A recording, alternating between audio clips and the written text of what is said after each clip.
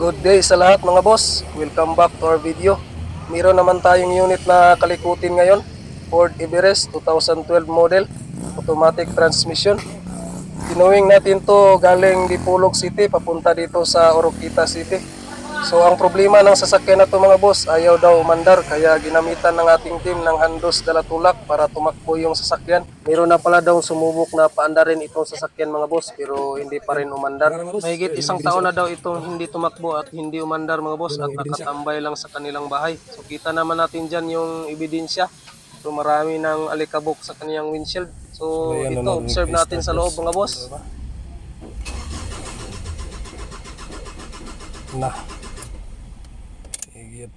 Fast forward tayo. Dito naman tayo sa ating engine. Observe natin dito mga boss. Dito ay sinubukan nating ipakrank yung engine natin. So nalubat pala yung battery natin kanina mga boss. Kaya dito ginamitan natin ng jump start para ma-observe natin uli yung cranking ng ating engine. Pero ganun pa rin yung nangyari mga boss. Hindi pa rin umandar yung engine natin. Dito na tayo mga boss. O unang hakbang na ginawa natin dito. Ganun naman talaga, magsimula naman tayo sa basic. So unang chine-check natin dito is yung fuse link sa ating engine side. So tinitingnan natin dyan. So kita naman natin na walang problema at wala ring putol yung mga fuse. So good siya. So punta naman tayo dito sa loob mga boss. Check din natin yung mga fuses dito, baka may putol.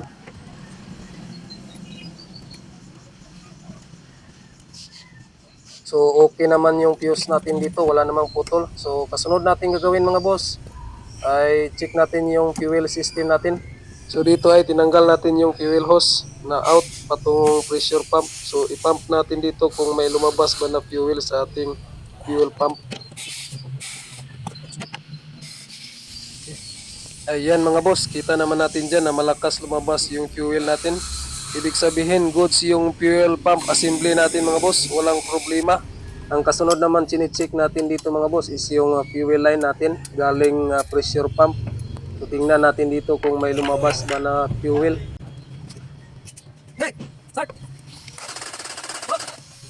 Okay. Asa. Hop. So goods naman yung fuel natin dito mga boss, may lumabas naman. So kasunod naman natin i-check mga boss. So dito tayo sa ating common rail system. Check din natin dito kung may fuel naman dito na lumabas patungo sa ating injector. Okay.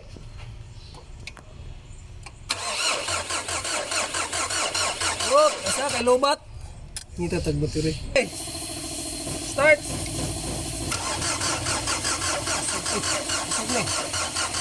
Hop. So goods naman din dito sa ating common rail mga boss, may fuel naman dito na supply. Tapos na nating ma-check lahat ang ating fuel system mga boss. So ayan, wala namang problema, goods naman lahat. Kaya dito ay sinubukan nating magkati dito sa ating intake manifold. So ayan, umandar yung engine natin, pero kapag binitawan naman natin yung kati ay namamatay yung engine. So ang ibig sabihin yan mga boss, may problema talaga yung mga fuel injectors natin. Kaya dito ay tinatanggal ko sa ating kasamahan para masubukan natin manually sa labas kung nagpa-function ba yung injectors natin.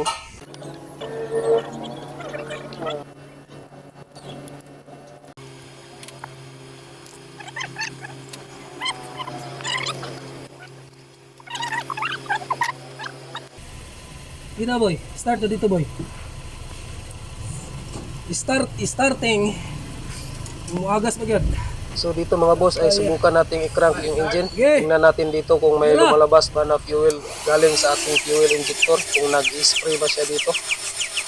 So ayan mga boss, kita natin na wala talagang buga dito sa ating fuel injectors. Pero sinubukan pa rin natin i-bleed yung fuel lines natin dito mga boss at i-crank natin ulit yung engine natin. Hey.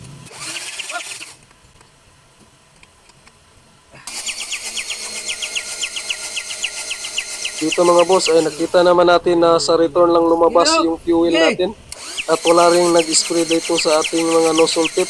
Kaya pala hindi umandar yung engine natin mga boss kasi hindi gumagana yung mga fuel injectors natin. Meron talaga tayong pinagdudahan dito mga boss. Siguro ay mahina talaga yung pressure ng ating fuel kaya hindi nag-open yung mga injectors natin. Pero scan muna natin mga boss kung meron bang trouble codes na nababasa dito.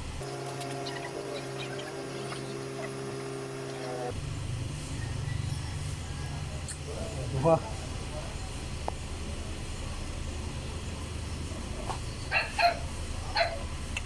Fuel rail, oh.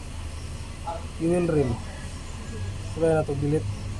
Ayan mga boss, meron tayong trouble codes dyan. Fuel rail pressure sensor.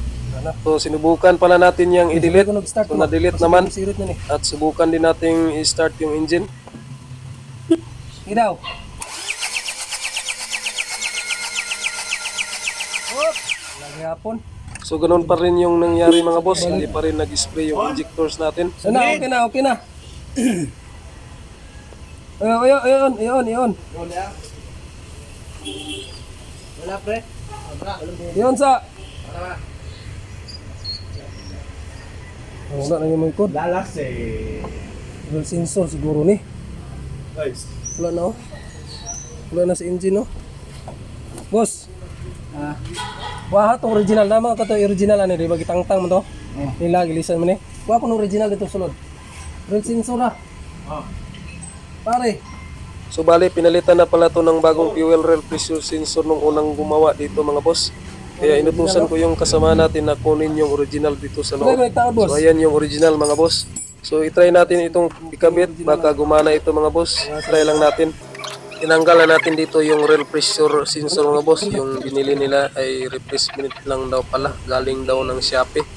Kaya ka-decide tayo na ibalik yung original, baka gumana pa ito.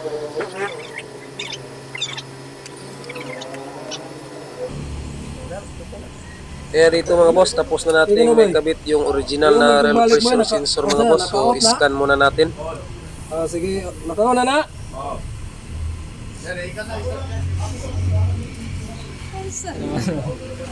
Sensor. Oh, gyapon no.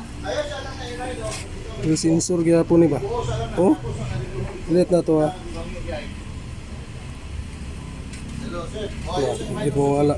So daot gid po na. So dito pa rin yung codes natin mga boss, rail pressure sensor. Pero sinubukan nating i-delete pero andun pa rin, bumabalik pa rin yung codes natin. Kaya ito yung desisyon natin dito mga boss. Guba gid na boss. Tanggalan ni, tanggala. So na-confirm natin dito mga boss na sira pala yung original niya na sensor. At pati na rin yung nabili nila na replacement galing Shopee, sira din yun. Kaya dito ay tinatanggal natin yung original.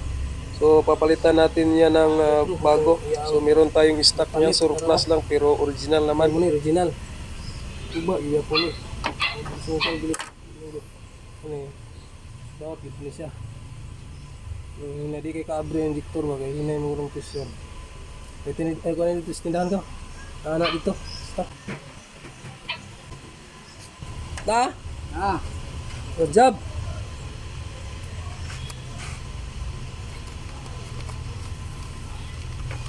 Plus.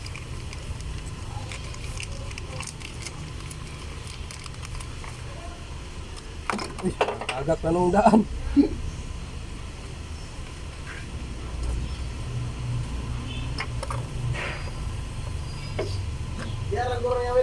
No. Kuni da ano? Tadi mo yung itong surplus. Ano yun? Kaya tao na. Wala na ito rin. Dito ay pinakabit na natin yung nabili natin na rail pressure sensor mga boss. So dito mga boss, tapos na natin maikabit yung sensor natin. So subukan natin mamaya pero scan muna natin ngayon kung mayroon pa bang trouble codes dito na nababasa.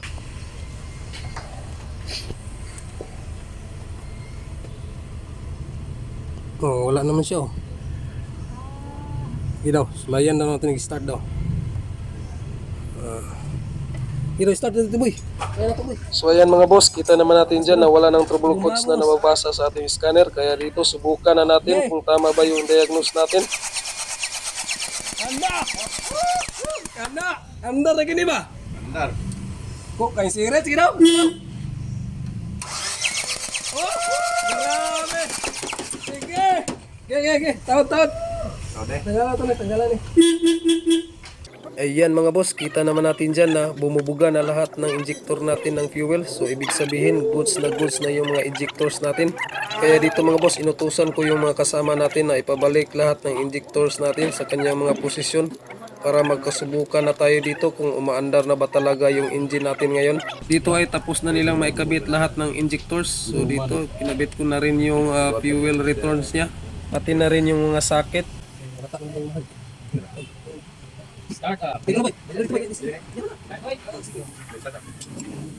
So andito na tayo sa pinaka-exciting na part mga boss. Kung muna tayong mainip sa kakahintay, panoorin lang natin itong video na to hanggang sa dulo.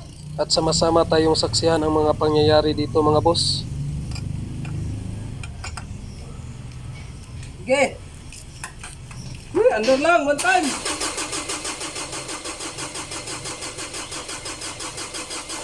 Okay. Salamat kayo. Andar agad. Nag-video na ito Salamat. Andar ka ba? Yan. Mamaya nakahayog. Prinsya. Up. Up. Start. Start. Oh, one click. Grabe, one click kayo. Boy! Narabot. Ako na break atong bunggo para ma-release to? Ha? Break na bunggo. Balra? Original, dahil ka daw. Pinag-original niya.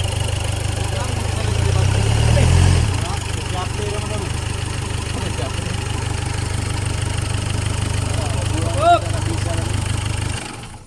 Okay, start. One click.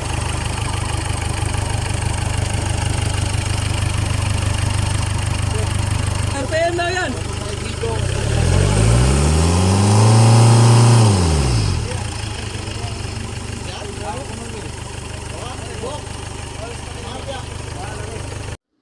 So dito mga boss, naka-andar na yung engine natin. So observe natin yung RPM dito, kung goods ba yung performance niya. So okay mga boss. So subukan natin i-off. Saka pandarin natin ulit. Yun, one click mga boss. So alam na natin yung kasunod dito mga boss, road test tayo.